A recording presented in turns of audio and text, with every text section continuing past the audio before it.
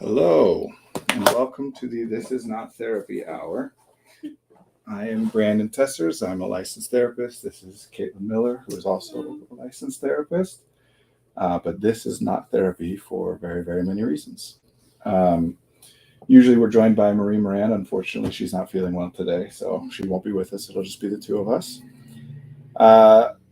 This is not therapy. It is just an open conversation that we're here talking with each other and with any of you who are watching, especially if you join in the chat. We have our imaginings of who you are and what you might be interested in, because that's the only way people can communicate, is to imagine what other people might be wanting to hear or how they would be impacted. Yeah. But if you're in the chat, then we have more information instead of just having to guess. So that's nice. We always pick a topic, except we didn't today, but that's okay. We'll find one. But we'll go wherever. If you're here in the chat and you have questions or thoughts, the point of conversation is that we're impacted by one another. We're impacted by, I've got the chat up here without Marie. Marie usually will relay things to us, but instead I'll be seeing things directly. And we'll go wherever. So Caitlin and I will be talking about whatever we end up talking about. We'll find that out soon. But we'll change that and follow wherever the chat goes. It can be questions, but it doesn't have to just be a question and answer kind of format. It could be a riddle. Yeah, I like riddles, actually. I quite enjoy riddles. Yeah, they're fun. Oh, man, things free and wild today, yeah. Things already, just riddles. We could talk about riddles, ciphers, language, oh my gosh, paradoxes. So I'm going to be stepping away in just a second to pour some tea. Do you want to why don't I go do that, and you can say about effective artistry and what we do? Yeah, we are a group therapy practice located in Northbrook, Illinois. We have a group of therapists who can do therapy. They're licensed in the state of Illinois, so we can do therapy in the state of Illinois. And then we also have coaches, executive functioning coaches, who work with neurodivergent folks all over the world. So if you are not in the state of Illinois and are interested in coaching, you can work with us there. And everyone who works here identifies as neurodivergent. I love working here, and we'd be happy to hear from you. So there we go. I put just slightly too little water into the tea kettle, which is very frustrating. Oh, no. I know. What a bummer. Okay. What do you want to talk about? Let's see. The riddle. The riddle of the human mind? Yeah, kind of. Okay. I mean, one, I've got to be careful about how I use language on stream, just because you can't always clarify it with people. But one way I have described myself and have found useful language to offer to other people is that some autistic people, special interest is a term related to autism, right? Mm-hmm. Well, some people's special interest is communication, or is the human experience, or what it is to be conscious, or we could lump all that together in metaphysical philosophy or moral philosophy. Yeah. I'm gesturing at Caitlin because Caitlin likes moral philosophy. I tend to be more interested in metaphysical philosophy. Just give me a couple years and I'll be over it. I'll truly believe that there is no right and wrong, and then we can just talk about metaphysical or whatever. Yeah. Yeah. So yeah, riddle. I mean, nobody. It is a riddle. It's like a universal thing for humans that we don't enjoy being aware of the fact that there's something we don't understand, but which can theoretically be understood. Mm-hmm. So most of the time we're just not aware. Like, obviously, theoretically, we are at all times. There's infinite things that could be understood that we don't understand, but we're just not aware of that. So we don't experience that distress. Yeah. But when something is called to our attention that could be understood, but that doesn't, there's a little bit of distress inherent with that, until you say, yeah, I don't really care about that, which we do all the time. I think one of the fun things about, I guess it's fun for me, but probably not for most people, about therapy is that people are constantly bringing things to me that I'm like, I don't know, that's new. Yeah. So it's like a profession where you're constantly, I feel like doctors might feel that way too, maybe. I don't know, that might be a bad example. They might, but it is a different thing for sure, because with medicine, which therapy is not, Mm-hmm. not even remotely. Psychiatry is medicine, Mm-hmm. and medicine is a useful lens through which to look at and approach people's conscious experiences. You I'm don't trying to have be any careful. biases. You're like, ooh, I want to say it, but I'm not going to. Well, because the phrase that people would typically use, and that I would typically use because I know it's the phrase people would typically use, Mm-hmm. is mental health. Mm-hmm. That I would have said mental health there, Mm-hmm. but I don't like that phrase. Mm-hmm. I use it because it's the phrase that most people use, but when we're on the stream, there's a place for me to be able to kind of be more precise and explore things in the way that I think is useful to explore it. That was the hesitation. Mm-hmm. I mean, the fact that it is difficult to even come up with a way of talking about this field or this facet of the human experience without referencing mental health or mental illness, Mm-hmm. the fact that that is difficult is telling. There's a comment that says show. Oh, that's because the mouse is hovering over it. The thing I love about the field of city planning is you're not only constantly learning new things, but you're also constantly working with people in a wide variety of fields who are well versed in things you don't know. Yeah, that's awesome. I felt the same way about acting when I was acting. I remember the source of this is just funny to me, so I'm going to say it.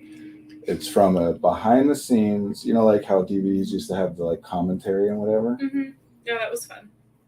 It was a behind the scenes like with commentary from Charlie's Angels 2 or Charlie's Angels 3, one of those, and it was Lucy Liu talking about how part of what they enjoy about acting is they get to learn new things. There was some scene where they were like welding something, Mm-hmm. and they had to learn how to do some of that. Mm-hmm.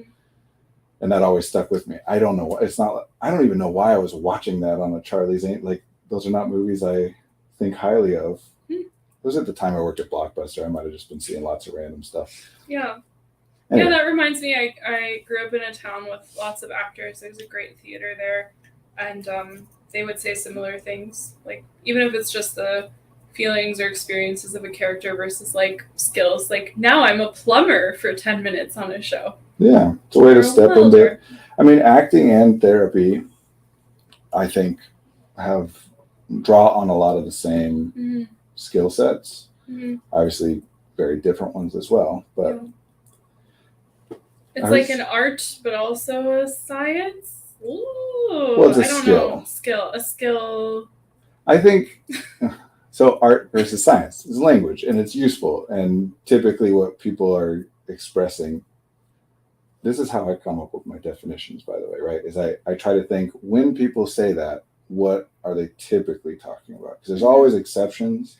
Well, and I think right after I said it, one of my hesitations is that science is a lot of like new frontiers and creativity, and you know that there's a rule, but maybe you're challenging the rule because maybe the rule is wrong and maybe the theory, like, so testing and hypotheses. But that's not typically what people mean when they're talking about art versus science. Mm-hmm. Yeah. Oh, okay. Just making sure. Yeah. No, because, I mean, both, it's a very arbitrary distinction, science and art. It just generally, the world does not break down into subject areas the way that we do it in school. Yeah. And the only reason that we all think of it like that is because that's how we do it in school. Yeah. And there's reasons that they chose to do it that way, to be able to have teachers who are subject area, content area experts in addition to being experts at education. Although, unfortunately, a lot of that is not the case anymore. Meaning specifically that in many, if not most states, people can become high school teachers with a degree or a background in the subject area and no education in the act of being an educator. Oh, wow. So if you major in English, you can be a high school English teacher even though you didn't study education or pedagogy or whatever. It's a matter of necessity. Not that many people study education, and most of the people who do are looking at the primary level, like K through whatever, or at the university level, academia. So in order to have enough high school teachers, I mean, there's a reason that there's like AmeriCorps and Teach for America, all these programs which are designed specifically to take people who didn't study it, put them into a volunteer program to kind of like rapidly train them how to be a teacher. Yeah. Way off of what I was starting on, but backing up, subject area, art and unnecessarily science. partitioned So thought. yeah, usually when people are using the phrase like it's more of an art than a science, or it's not a science or whatever, what they're meaning by that when they're referring to science in that phrase is this is a thing that you can learn a specific step-by-step process, do that specific step-by-step process, and get the outcome that you were predicting that you would get. Yeah. And when they say what they mean by the art is, you just kind of got to figure it out as you go along, and even evaluating whether you've done what you've wanted to do or not is kind of open to interpretation. It's very related to that phrase of like we know it when we see it, kind of thing. Which, yeah, really any field that is cognitively oriented, like intellectually oriented, which generally what we would call science and what we would call the arts both fall into that category, are all about creativity and innovation. And part of the reason that science and STEM education, whatever, is so problematic, math in particular, is because it is taught as though it is something where you just follow the recipe and get the predictable desired outcome. But when you work in that field, that's fine for like when you're trying to teach somebody how to use algebra or whatever. It's not fine when you're trying to develop algebra. No. It's the opposite. Right. The people who specialize in anything, right, like city planning or whatever, understand it and deal with it on a level of detail that if they're doing anything of value involves all kinds of creativity and problem solving. Yeah. But we arbitrarily separate these things out. It's fun. Is it the patriarchy? Just kidding. I mean, you can always say everything's the patriarchy. Or the phrase I've seen, the kyriarchy. Have I ever shared that with you? Tell me about it. Somebody proposed this online, and I don't know how widespread it is, or if I just happened to see something or whatever. I saw it online. The term kyriarchy, Kyriarchy, as a thing to encompass all of the the patriarchy and hierarchy and sexism and racism, like that combined all the power structures and dynamics all combined. We can use kyriarchy to just refer to it as like the power structures that are, but also are the things which maintain the way things are. Is there any etymology to Kyrie? There is. Kyrie eleison? I used to sing about that. There is, but it wouldn't be that because kyriarchy, unless I'm mistaken, but I'm pretty sure it's coming from the Greek roots, where Kyrie eleison is from Latin roots. Although there's a lot of overlap. There's a lot of overlap, right? Yeah. Is that Mozart's Unfinished? Yeah, and I think it's also just a thing that you sing a lot when you sing about religion, and I think it's Bach. Yeah, that Baroque period, because it's a psalm or a scripture that a bunch of different people from that period. I'm very tempted to look it up now. Good. It's a riddle. We don't like knowing that there's things that we don't know. That but is the wisdom that we'll never know the answer to the riddle, and it's just a... Well, it depends on the kind of riddle. Or does it? Yeah, it does. well, Lord have mercy. Kyrie eleison. Yeah. I think I am not Catholic. My wife is, and her family is, and I've been to many services. But I believe that there's certain parts of the Catholic Mass which, like, there's a part of it where you sing the same words every time, but they just have many different melodies that can go with those words, so that every week you're singing something different. But I think it used to be more restricted, and now it's more flexible, but I don't really know for sure. Well, so what were you saying that sometimes you don't know? Usually it's a call and response. Oh, yeah. Oh, yes. The whole thing is very ritualistic, and I don't know it all, but it's easy enough to follow. When everyone stands up, you stand up. I'm sorry, what were you just asking? I may have lost it. Oh, my joke about never know. Did I say something about never knowing the answer to any riddle or something like that? Or that's the point of a riddle is to is it the point to just accept that you can't know the answer? Yeah. Well, so couldn't you argue that our limited objectivity of consciousness makes essentially everything unknowable to a certain extent? Yes. But technically, and I myself talk about that all the time. Technically, now the only exception I think to that, this is just what happens with Marie not being here, and it's fine, and I'm embracing it. Unless anybody else says something else, we're just talking our like esoteric philosophy and stuff. The way I think of it, the only thing which you can actually know is your own conscious experience. Yeah.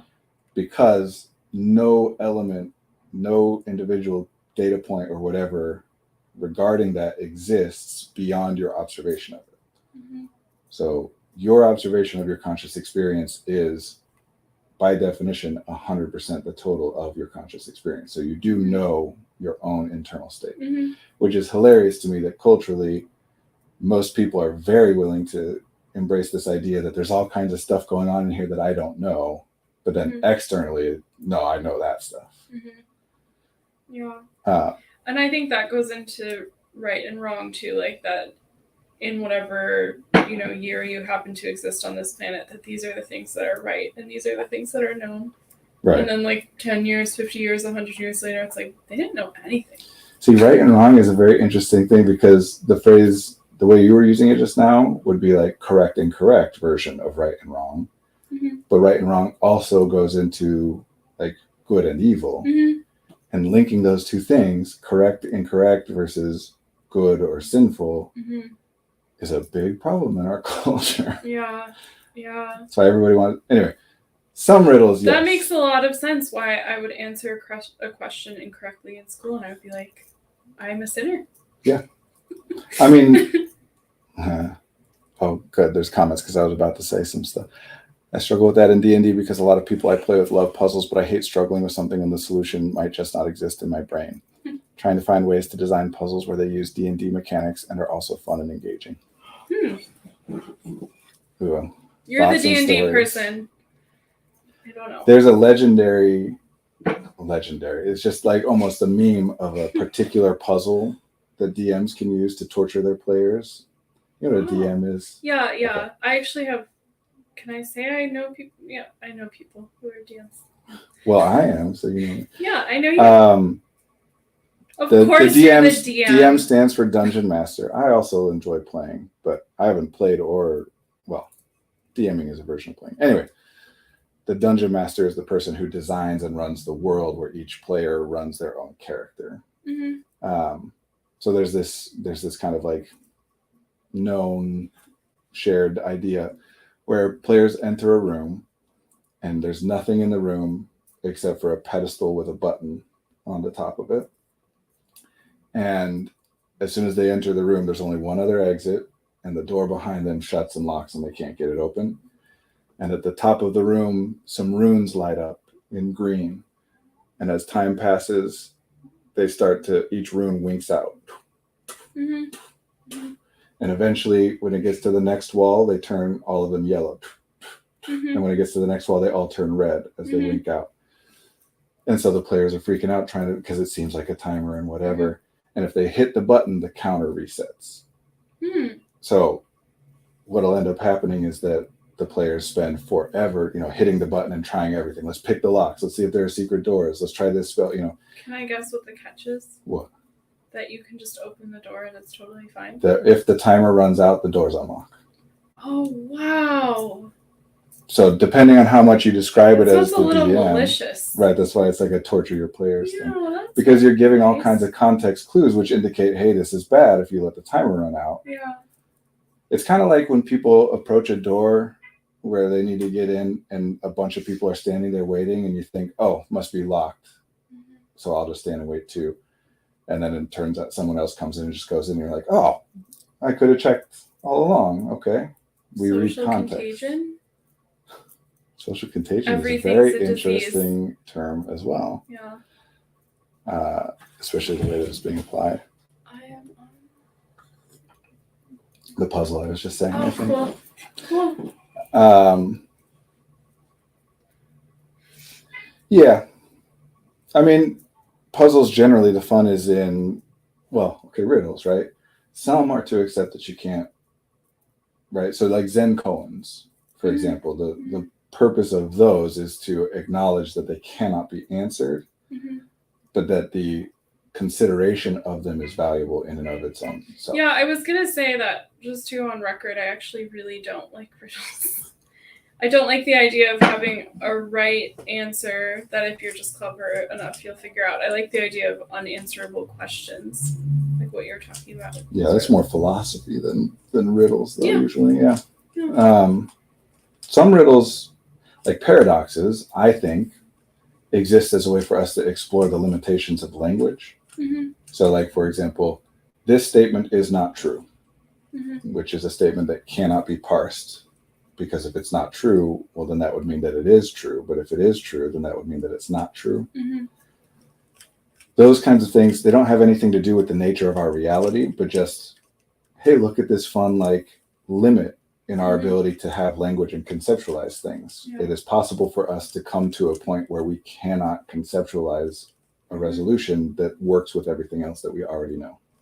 There was something on a podcast recently. It was something like the limit of our ability to like intellectualize as modern man or whatever, that we should just like feel or be in our environment, that like there's a wisdom in just being instead of, it was better than that. Ugh. I didn't quite follow. I was reading a comment too. What does it say? Well, I want to know more about what you're saying. What is this?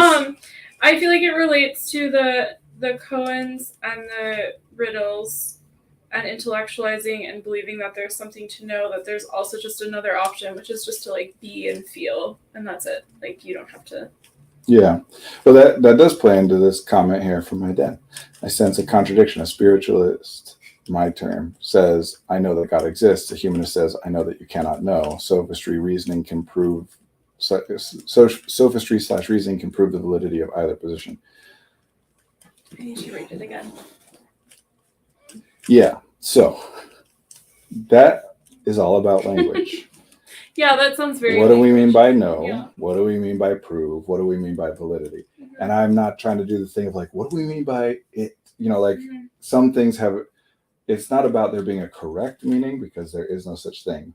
But some things we can confidently say people generally mean this thing. Mm-hmm. We can confidently assume. We still might be wrong, but it's not worth acting as though we can't assume that we can all agree what contradiction means, for example, there. So validity, especially in the therapy world, is a big word. What do you think about that term? Oh my gosh. What do you think about that term, Brandon? That it's a problematic term? I would say it's mostly BS. Sure.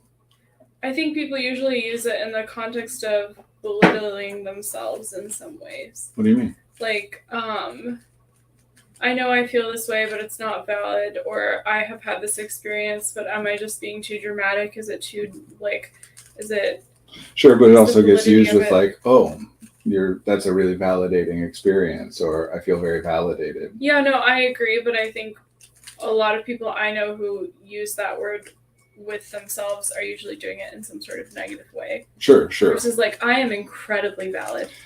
Valid typically means understandable. Mm-hmm. And it's problematic. It's problematic because it also can mean true. Mm-hmm. For a theory to be valid,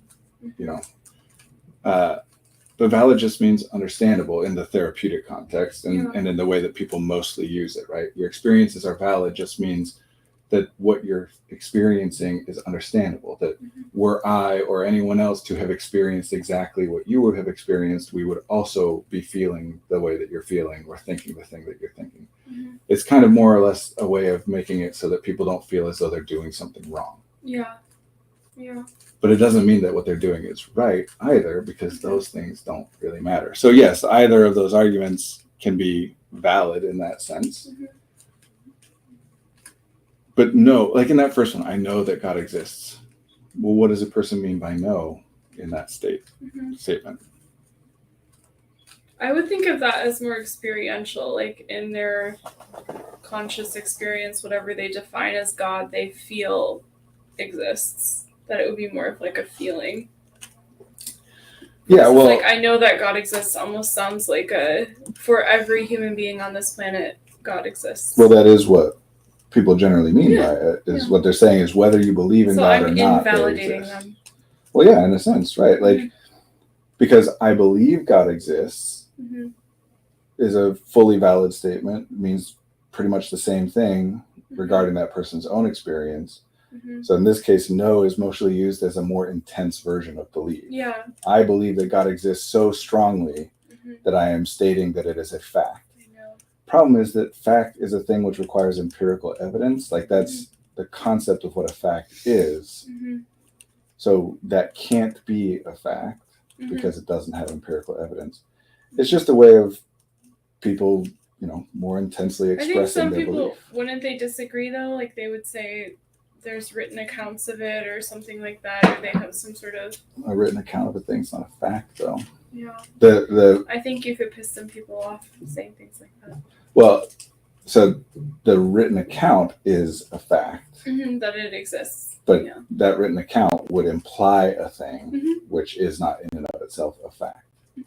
Just like, and saying something's not a fact also doesn't mean it's not true either, right? Like, I can say, I love my wife.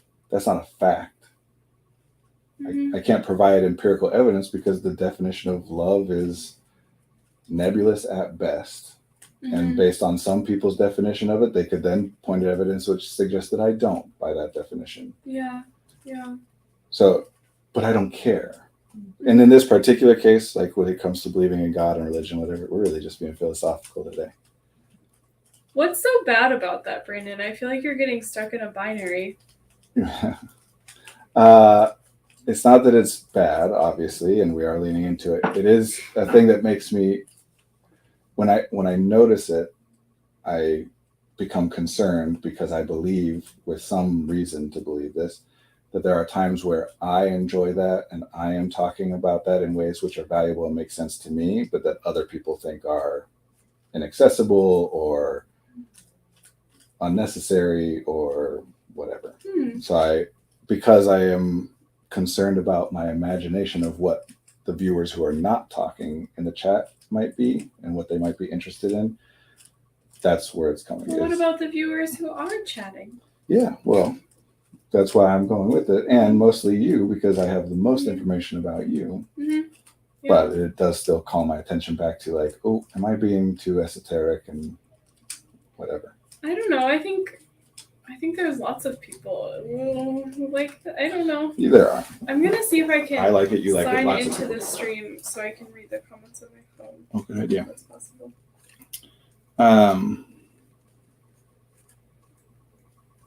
Yeah, I know that you cannot know. It's, again, with these riddles, a lot of them are just explorations of language. Like, a whole category of riddles is like,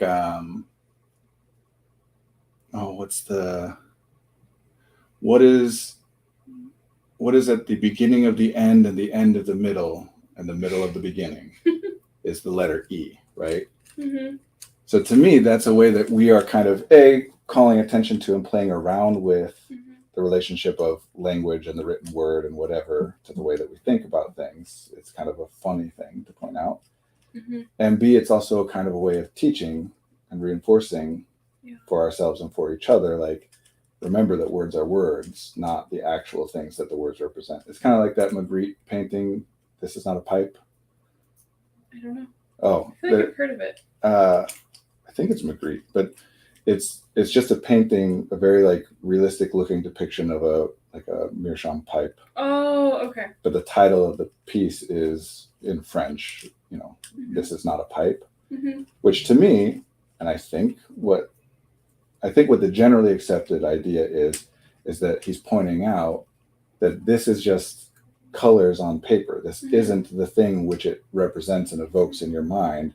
And it's a strange experience to have that reminded of you, like when you're looking at art, to be reminded that this thing is not the thing that it looks like it is. The thing that I am thinking that it is when I see it is not what it actually is. I like to think of that particular one as going even further, which is to say that even if it were a pipe, that's not what it is. That's a label that we have assigned to it, which is useful, but what exactly makes something a pipe is, talking about riddles. There's like a question in linguistics of chair is the word that typically gets used. Mm-hmm. Define chair in such a way which encompasses all things which are chairs and excludes all things which are not chairs. Mm-hmm. And kind of the point of this one, yes, is that it can't be done. Mm-hmm.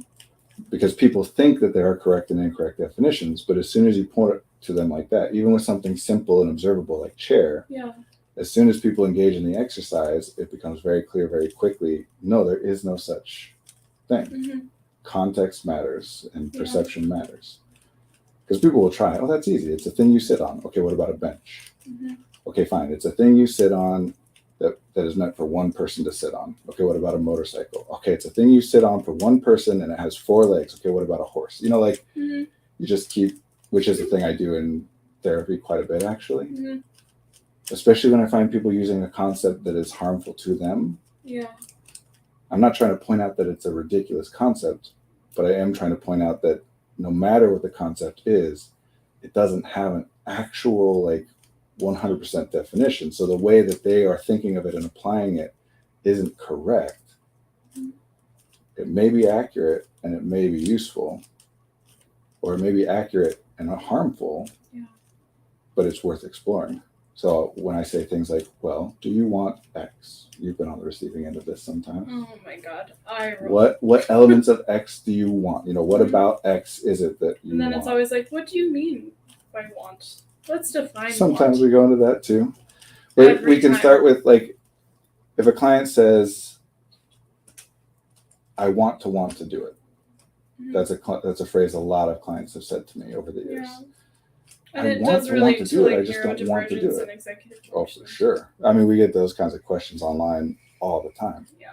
I'm procrastinating, which is a version of I want to do it, Mm-hmm. but I don't. Yeah. I just can't get myself to want to do it. So we say, well, what do you mean by want sometimes? Or another way to say it is, well, what is it about it that you want? Well, you know, it's for a grade and I want to get good grades. Okay, so you want good grades. Yeah. Well, is there any way to get good grades without doing this thing? Yeah, but okay, well then that's not the only reason you want to do it. There must be some other element as well. Does it turn into shoulds then? Usually it's revealing to somebody that they're dealing with shoulds, Mm-hmm. whether they're saying it that way or not. Mm-hmm. But there's always reason, and should isn't bad either. Should is usually used when people are referring to, I have the idea that it would be beneficial if I did this thing. Sometimes I have that idea because other people have told me that idea and I don't agree with it or understand it, but I do still believe those people. Yeah. Sometimes it just means, no, I think they're wrong, and I think they will be happy if I do it, so I want to do it anyway. Mm-hmm. And sometimes it means, yes, they're right. And sometimes it's things that I come up with on my own. If I do this, I should, whatever. I should really run payroll today. It is not necessary that payroll be done today. But if anyone asks me an interesting question, what do you mean? It's not going to happen. Oh, yeah, Payroll. no, that's everything gets. Yeah. Because talking, honestly, I do also think it's the most valuable and important part of my job. Mm-hmm. You know, like, and the payroll just needs to be run in time for people's pay to be. Mm-hmm. Today's the first day I can run it, but Mm-hmm. I can run it 10 days from now and it will still get processed on time. Mm-hmm. Then why do you use the word should, Brandon? Well, it was an example of times where we Mm-hmm. say it to ourselves. I think it would be beneficial if I did. Mm-hmm. Yeah. In this case, part of it is then I don't have to do it later. Mm-hmm. But part of it is that there are other things that I would like to be able to do sooner than later that will be problematic if they're not done by a certain point. And those things I can't do until after I run the payroll first. Mm-hmm. Do some calculations on some things. Mm-hmm. Anyway, we're going off on a million billion different things. And I still can't read the comments, and my phone told me I relate to download that so Twitch. hard, and I want to do so many things. Oh wait, I missed one. I hate riddles that act like there's only one right answer, but there's really not. Maybe that's the answer. I also struggle with adding puzzles in D&D because there's rarely a place where it actually makes sense to have a puzzle. Maybe I'll have a sphinx that gives a riddle and you win if you communicate with your teammates and learn something from it. That's fair, although I would also say the only reason it would make sense to have a puzzle at any point is because someone has put it there, or to design environmental puzzles, which are also super fun. where it's not a riddle, but it's like they need to get to the top of this cliffside, figure it out. I haven't designed the solution. I've just presented you with a problem. But the same thing could be said about combat, right? Like the only reason that combat makes sense into any D&D adventure you're putting in is because you designed it in a way where the combat makes sense. Most of us go through our daily life without engaging in combat ever in our entire life. It's not we're solving puzzles and figuring things out is much more commonly used. Yeah. But that's also part of why the combat is a focus in D&D, is because it is a thing we don't get to do in real life. As well as when you're playing a character, your character is supposed to know different things than you, right? Like I could play a character who's unintelligent by academic, D&D standards of intelligence is very much typical academic, a low intelligence character struggles with reading and whatever, right? So then how do I play, like if I, Brandon, am solving the riddle and having fun with it, but my character theoretically is somebody who wouldn't be solving it, then it gets difficult. Anyway. I feel like if I started playing D&D, it would take over my life because I would love it so much. Well, then you should. So I must deny myself the pleasure. Well, that's a whole topic. There's a very relevant to neurodivergent people. It is very relevant. I can't do things I like because that's bad to like things. Well, they'll say something like, I can't do things I like because, they won't say because it's bad to like things. They'll say something like, I'll get so distracted by it that I won't then do the things I should do, or I have an addictive personality. Yeah. Or it shouldn't be that easy. Or I don't think it's fair. Or for me to have that advantage, or for me to have that experience when other people don't. Or I'm not sure that things are bad enough. I'm thinking of like ADHD medication. People say, I don't know that I need it. I've had clients who will take ADHD or any kind of medication, benefit from it, and then stop and say it made things too easy. It's like, what, you don't want that, right? Like there is a belief in our culture that struggle is good. No pain, no gain. Yeah. Hard work is just a phrase that means struggle and suffering. Yeah, I don't know anyone who works too hard. That was a reference to Caitlin herself. Satire. Well, I was thinking about family too. I wonder why you may have the same beliefs then. I wonder. Anyway, we're going all over the place. What were we talking about? So many things. I like the comments. I don't know. Yeah, the comments are fun. Or do you want to pretend to be Marie? We're going to do a TTRPG group. I just need a therapist who wants to run it. What do you mean by run? Do you mean co-run? Or do you mean run? Kind of. Like you would this be particular around? Group, no. That's why I can't do it, because I can't run the group myself, because it's at evenings and afternoons. I have kids. I can't be doing that. Not that people without kids, blah, blah. I'm just when I didn't have children, I liked working at night. I would rather have my work day start later and end later. Yeah, nice. And I don't do that anymore. Yeah. I'm even designing our own. How about if you do a support group for all of my clients that would love doing a support group, then I will do a TTR... Tabletop role-playing game. TTRPG? Dungeons and Dragons is the kind of like archetype, but the type of game it is a tabletop role-playing game, TTRPG. And no, I'm not going to do that. Oh. Not because I wouldn't do a support group. I might theoretically do a support group. But the point of this group, as with everything else, is that it's got to be done by somebody who's wanting to do it, not somebody who's doing it in exchange for a bargain of some kind, Anyway. That's so funny. And yes, they're awesome. And there's a reason that neurodivergent people tend to love these things so much, for sure. And you probably would love it. And you should give it a shot. I just can't be happy. Could make a whole career off of just being a live stream TTRPG person. Oh, no. That's a thing. That's a thing. A very successful thing for some people. I'm all over the place. Rubik's Cube rejection. What does that mean? I don't know. I'm fidgeting with the Rubik's Cube.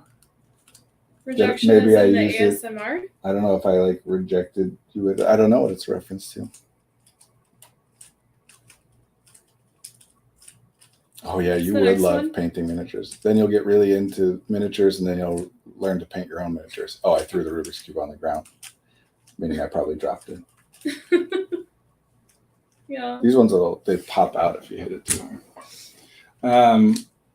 Give me some. I feel so unfocused, which is fine. I enjoy it, but especially when I'm on stream, I like to feel like I'm providing something. Well, I'm just curious why this is not in that category of things you just asked, but I'm curious why there's this like attitude about talking about philosophical things. I almost feel like it's like an Achilles heel that if you just stopped worrying about it, that maybe it would make everything better. It might. Have you gotten direct feedback when people are like, we lost you when you started going into that or something? Yes. But, as with all these things, philosophical or esoteric, or, these words, what exactly do they mean and blah, blah, blah. But yeah, I've gotten feedback from people that, well, here's a version you have definitely heard around the office a lot. I just need a practical answer. I don't need a long. I guess one of the reasons I wanted to join this stream is I feel like it's just like pontification or something. Do you have advice for if you only kind of get along with your TTRPG group? Yes. Either find a different TTRPG group or work on getting along with them better. But I know those are both very generic things. What's the specific? Only kind of getting along is a phrase that is being used here to encapsulate a set of experiences. Some of which are experiences you enjoy. That's the kind of getting along part. Some of which are experiences you don't enjoy, which is why it's only kind of, not just getting along. So my question then would be, we don't need to focus on changing the parts that you enjoy. What are the things that are happening that you don't want it to be that way? Either ways that you're thinking or feeling, or perceptions or worries that you have that the other people might be thinking or feeling in response to you. You don't have to put this stuff, but if you want, we can actually explore that question. Say this is a group of people you don't know super well and you only meet up once a week. Well, now you're still not describing what the problem is. You're all kind of playing your own game. Okay, there we go. We're starting to get there. You don't know very well and you meet up once per week. That's the etiology. That's your explanation of why the problem exists. The thing that is the problem is happening because we don't know each other well and we only get together once a week. We're all kind of playing our own game. Now that's a description of the problem, but it's still a very vague one. And I can make an assumption. I can make a bunch of assumptions about what exactly you mean. But part of the utility here is in making you and giving you reason to explore it in a more specific way. Because something that happens with neurodivergent people, quote unquote intelligent people, former gifted kid, blah, blah, like just generally people interested in mental health and all philosophy. There's so much utility in having general descriptors of things to say that this specific thing is an example of whatever, narcissism. This is an example of triangulation. Because once I can say, if I can think of it as I have accurately identified this as triangulation, then I reference, well, what is triangulation? Why does it happen? What can be done about it? And then using that model, I can then come back to applying something specific to this triangulation. The problem is that we lose track of that. That's why it's useful. And we start to think that some things are triangulation and some things are not, as opposed to some things it's helpful if we think of them in this way because it guides the way we would interact with it, and some things it isn't. So we get into situations like this. We're kind of playing your own game, which I have a lot of assumptions about what that means, but it means nothing specific. I think there's another comment. Sure. I think everyone's still a little awkward with each other. That's the reasoning. Honestly, I hate that we play online and never use cameras. That's also partly some reasoning, but part of what you don't like, because I can't see people's faces and that makes me uncomfortable. So maybe that's a good part of it. So this is what happens when we force people to be descriptive and observable, is you have to boil down to what is the actual thing that's happening, because then nothing is mystical anymore. When it's how do I get along with people that I don't get along with, that's very mystical. We can give a lot of expert advice that doesn't really mean anything, but maybe it'll inspire you and you'll translate it in some way and whatever. But if we get down to the specifics, we'll eventually get to, well, really it's just nobody turns on their cameras and I don't like that, but I don't feel comfortable saying that I would like us to turn on cameras. And then it's a specific thing that we can do. And I mean, there's other things probably too. You're clear that that's a good part of it. Means I think there's other parts of it that I also don't like, that I'm kind of lumping into this we're playing our own game thing. But see, right there, if I had made assumptions about we're kind of playing our own game, the assumptions I was making in my head were things like, okay, some people who play D&D are very interested in the mechanics of it, and they're wanting to do the combat and be very clever, and it's almost like a board game. Mm-hmm. Some people who play D&D are very into the role-playing element of it. Mm-hmm. And some people, there are different things that people enjoy.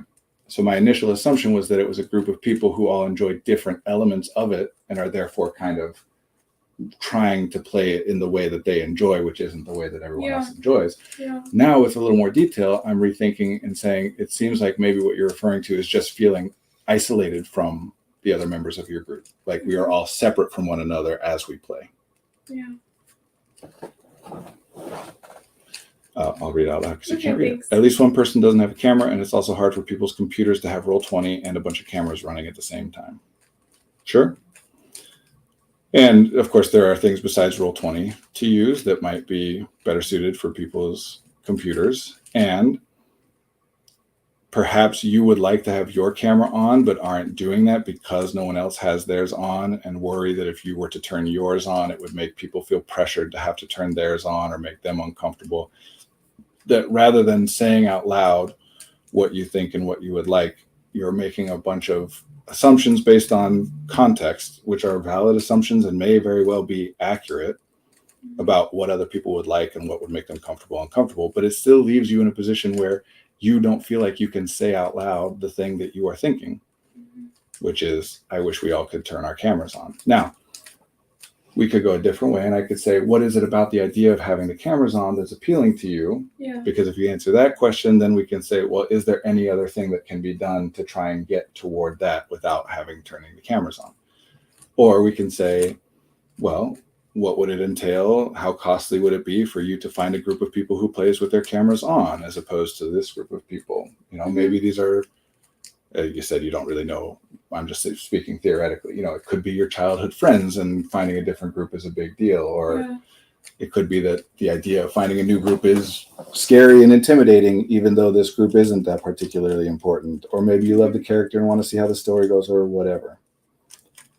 But this is the point, is that people are looking for, this isn't a comment about you on the stream. You're throwing things out there which are very useful, and then we can go back and forth. But generally in our culture, people are throwing out these questions that are very generic. They're not observable. Yeah. What do you do with a child who is oppositional? And then expecting answers. And so there are many people who are happy to provide answers. Yeah. Well, with an oppositional child, you should blank, blank, blank, blank. Each of those children is different. Each of the people asking that question is different, including what the hell they even mean by calling the child oppositional in the first place. Of course, there's nothing we can recommend that's going to work in all of those cases. And I think it's kind of irresponsible of people to act as though it's fine to say, look, there's specifics and we don't know, but here's some generic things you might want to consider or think about or try or pay attention to, or here's some things which commonly have helped or that other people in the situation have utilized. But that doesn't sell as well as saying, here is what you do. I know how to solve the problem. Yeah. And I do think that's irresponsible for people to say it that way. And people are really incentivized to do that. Right. Yeah. They make a lot more money. Their editors are telling them to do it that way,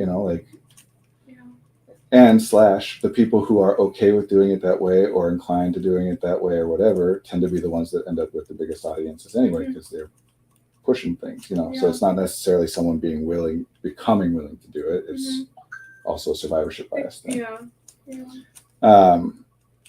Still feels, blah, blah, blah. To be fair, 3 of the 5 people know each other very well, but it still feels like everyone is very self-conscious about their decisions in the game. Oh, that's interesting. That seems like another element. Who's the DM? Are you the DM?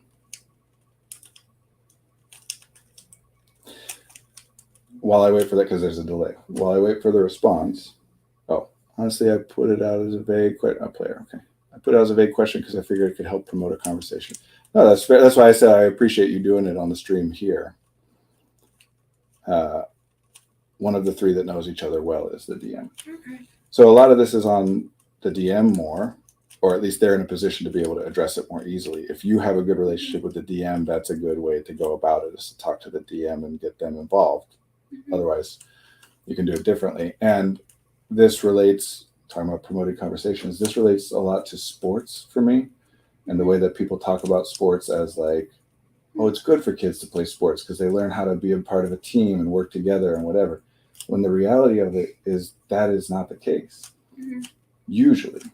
Yeah. Especially as things get more intense, as the kids get older and the competition becomes more important, that the outcome matter.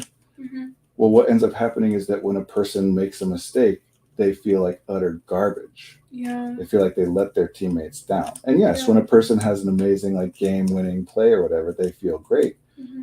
But the only reason they feel great about that is also not because of, hey, I'm a part of a team, but as in, I am the one who made it so that all my friends and the people that I care about on this team are so happy. So sort of like the star player or like the star moment. Sure, and the star player also feels like utter garbage whenever they make a mistake, including that eventually people will start saying things like, I didn't do well enough. Mm-hmm. Not an identifiable mistake that I made, but I'm the star. Magic. Right. And it's not just sports, because wink, wink, Caitlin, you and me, and but I'm so good at helping people in this way, and it feels great when I help them. But then if they're not immediately and magically helped by the things that I'm doing, and then I say, I should do more, I should do better. Mm-hmm. So that kind of self-consciousness is what sports tends to promote, as well as the academic, because that's where you and I got it, and the performance, you and I got it also there. Yeah. I'm the star, but that also means you better not screw up, Mm-hmm. I think I used to say the higher the pedestal you're on, the farther you can fall or whatever. Sure. That's how it feels. So if these players are self-conscious about their decisions in the game, and I'm, again, making assumptions based on the language, but the language about their decisions in the game, not about their physical appearance when the camera is on or whatever. I would imagine then that means that the DM is running a game that has a style of enforcing consequences on player decisions that are realistic, right? Which is a valid, it's not my personal favorite style of play, but that is a totally valid way, is to say, my job is to facilitate this world and this universe and allow you to make your decisions. And if you make decisions that would logically lead to an outcome that you don't want, if I change that, it takes away the stakes and whatever, right? Yeah. I don't trust men that wear the capris. That's fair, I suppose. I like them. They're comfy and they're lightweight and it's hot. I was just thinking about buying more capris the other day. So. Yeah. I think they're a great invention. Fortunately, I'm not asking anyone to trust me. Why I explain everything behind everything I'm saying. Yeah. Hey, you're running Descent into Avernus? That I did that. That was a fun one. We're trying to save a city that has been drawn into hell. Consequences are running pretty hot. We're floating in the sky above a river of lava. I know exactly what you're talking about. And that is a fun module. So it likely suggests that the DM is running that kind of a game, which is a fine thing to do, but then also means that people are still playing the game as though there's a correct and incorrect choice to make. Yeah. Which D&D does not work very well that way. Mm-hmm. So that could be contributing to the... Right. What people are trying to do is make the optimal decision, and they're worried about messing anything up. Yeah. But the reason that D&D or TTRPGs generally are fun is because it's communal storytelling, right? Like whatever happens, well, then something else is going to happen next, and then something else. And sometimes the thing that happens next is different than what you or the other players or all of you together wanted it to be. But a game where nothing ever happens that isn't what you want it to be would be pretty boring. Yeah. So if the focus can be shifted onto having an enjoyable time playing the game. Descended in verse, I'm playing a 523-year-old elven grave cleric of Kellenbar. It's very fun. I have lots of stories about that particular module. It is very fun. It's like a very Mad Max, doesn't matter. Anyway, we got to get What a wrapping up world. soon. Yeah. That sounds so exciting. It is very And I've fun. seen people in much joy talking about it. So Yeah. I feel like it's real. Yeah, it's super fun. Yeah. Not I feel for like everybody. It's something you have to embrace, you know. Mhm. If you're self-conscious going in, you can make the other people self-conscious too. We're all very concerned about the lives of the NPCs, the non-player characters, you know, the people who populate the game world. Mhm. So we worry a lot about how our actions might accidentally kill people. Oh, it sounds like a great Woo! game for Caitlin. Very moral philosophy. Thank you so much, Brandon. Yeah, well, especially in that particular module, bunches of people have already died by the time you've gotten to the point that you're at right now. That's kind of the point. It is bleak and dark. Oh. Yeah, I mean, you're going into hell, you know, to try and... Oh my god, that sounds so exciting. Most of it takes place on the first layer of the 9 levels of hell. Wow. Yeah. I have it in... No, Oh, I think I lent it to a I client to smell the look at it. beginning of a special interest. I can't do it. No. Yeah, it's like... Think of it like... Did you ever do improv? No, I was so busy doing music. Oh, I mean, It's improv just- music. But... When someone is self-conscious, it makes everyone else feel self-conscious. Mhm. Because when someone's self-conscious, they're judging themselves, which really means they're worried that other people are judging them. Sounds like social contagion. We should talk about that word, that phrase. And so if you and I are both like, hey, let's do our best Australian accents right now. And then we're like, and you jump in and you start doing Yeah. it great, and then I'm like really hesitant and feeling super embarrassed, then it's likely to make you feel, oh gosh, I shouldn't have been so eager to jump. I should pretend like, you know, especially for neurodivergent people who are like, oh, I'm not supposed to like this so much. I feel more confident around the self-conscious I feed off of their weakness. Fair enough too. Okay. These are interesting comments. We have 1 minute. I know. Oh shoot. I forgot what I was saying. I really appreciate all the what is it called? Engagement? Yeah, it's been nice. Engagement. All of them, really. Oh. All right. How about this? Because we got to get going. There's a term in clown work.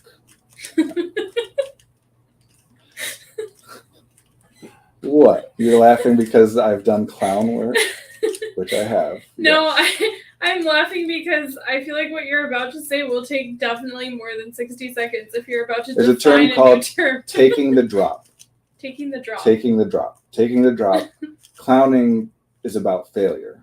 Like clown routines, clowns they're always attempting something and they're constantly failing. You know, they're trying to put out the fire, but it's a bunch of confetti comes out of the bucket. Yeah. So taking the drop is a reference to embracing that failure rather than being embarrassed by it, experiencing it the way that the audience is experiencing it, being surprised by it, and then saying, okay, well, that happened, and now what do I try? Because that's what the audience is doing. Oh, that didn't work. What are they going to do next? Instead of being like, oh, shoot, I messed it up, whatever. Because if you act that way, then everyone feels bad about being gleeful. And then you're not a clown anymore. Then you're sad, which is why the sad clown exists. One of the instructor that I studied some clowning under, there were 2 different ones. And he was a great clown. He had an incredible routine of a clown trying to commit suicide for like 10 minutes and just every attempt failing. Wow. And it's hilarious and tragic. Wow. Yes, clown work is a fun phrase. Anyway, take the drop. Depending on what character you're playing, and it sounds like, you know, based on assumptions and prejudices I have about clerics and elves and the people who choose to play those things, sounds like it could be a character that takes themselves seriously. But if not, or if you can find some other way to work it in, or if the character can't take the drop, but you, the player, can, meaning take a risk, try something, and if and when it fails, take the drop, embrace it, enjoy it. You made an attempt that failed. That's interesting and funny, and now you do another thing. So then if they take the drop, then the people around them will be more likely to take the drop, and then the game will become less neurotic? Well, yes, I do think that's true. If you take the drop, the people around you can enjoy your failure, as opposed to, like, part of the self-consciousness is if you fail, and then you feel bad, then I'm like, oh shoot, how? Like, how do you feel when you're hanging out with a bunch of people and you know one of them feels bad? Even if you're like, they shouldn't feel bad. It There's makes me nothing wrong with it. Right? sad. It's social contagion. It's hard to like talk about it, whatever. Yeah. But if they mess up and they're like, oh, yep, there you go, or whatever, then it's easier for me to enjoy it in that way. And then, yes, as a knock-on effect, it's easier for me to take risks because the best D&D stories are not when everything goes according to plan, usually. Well, isn't that usually the trickster element in archetypal stories? Yes, I still can't read. We need to get wrapping up, but also, so this person had asked last week about supporting a child with speech delay. We did not talk about that today, so No. they say I totally spaced. Did you already support it? Did you directly address it today? So I guess it's a good thing that we also spaced it with Marie out today. I forgot about that. Me too. I'm sorry. And we can come back to that next week. We can talk about that next time. And it would be helpful, G31, if you're there, because part of what we have been talking about today is the general of a thing, including like supporting a child with speech delay. Mm-hmm. We can say some things, but it's easier. You can be much more impactful when you have more specific information. So if you're here and I can ask questions about the child and what you're talking about and what resources and experiences you have, then we can do a lot more. Yeah, very helpful. But thank you for bringing that back, and I will remind Marie as soon as we wrap up about that question from last week. And we're having a stream next week. Let's plan on doing it in 2 weeks, because next week I'm going to be out of the office, and I'm still intending to do the stream, but I'll be at a place with spotty Wi-Fi and stuff. So why don't we plan for that one for 2 weeks? Help me remember and communicate this to Marie. Yeah. We'll do speech delays in 2 weeks. And next week we'll still do the stream theoretically, but just in case it craps out or whatever. Yeah, that's reasonable. Cool. Well, this was such a fun journey. I'm picturing people like biking around in circles, kind of like the clowning images. Yeah, there we go. We're juggling on tricycles in clown costumes, going in circles. Put a thing in front of me that I want to understand. I'm going to focus on it, and then you put the next thing in front of me. Oh, let me talk about that one. And you'll say, what do you mean by that? What does that word mean? That's a very useful question. Yeah. All right. Thank you all. Good to be with you. Thank you, Caitlin. Yes. Good to be with you. This was fun having so much in the chat. Yeah, it was. I loved it. I hope to see you all next week. Thank you.